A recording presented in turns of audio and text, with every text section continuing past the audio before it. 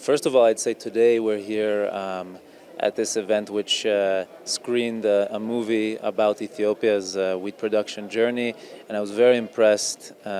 We've been following this journey for the last few years, how Ethiopia has turned into the leading wheat producer in Africa, and really is completely transforming its production of this crop, which is the key staple for much of the world.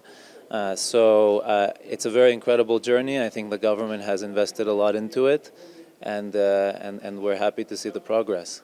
So we've also been active on this. Israel has a number of agricultural technologies that were developed in Israel and that are continuing to be advanced there. So we partnered with our partners in Ethiopia and in other countries in the region. I think that Ethiopia has a huge potential because there's so many farmers here, smallholder farmers and others as well.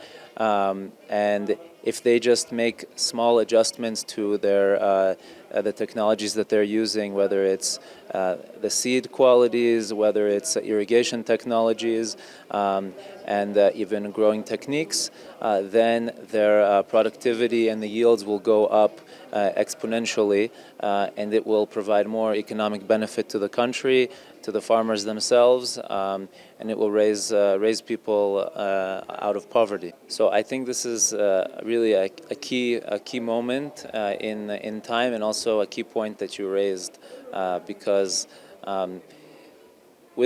with the resources that exist in this country and on this continent, and with the manpower and the skill that exists, the two aspects together have the potential to really raise people out of poverty by implementing maybe some more modern technologies into the more traditional styles of agriculture. And slight modifications can have a big impact, and then people can raise themselves and their families out of poverty. We've seen it in different regions here in Ethiopia, in Oromia, in Amhara, in other parts where we've had interventions even from our own, some of our aid programs and organizations. And we know that it has a really high potential for making a big impact on the people and on the country as a whole.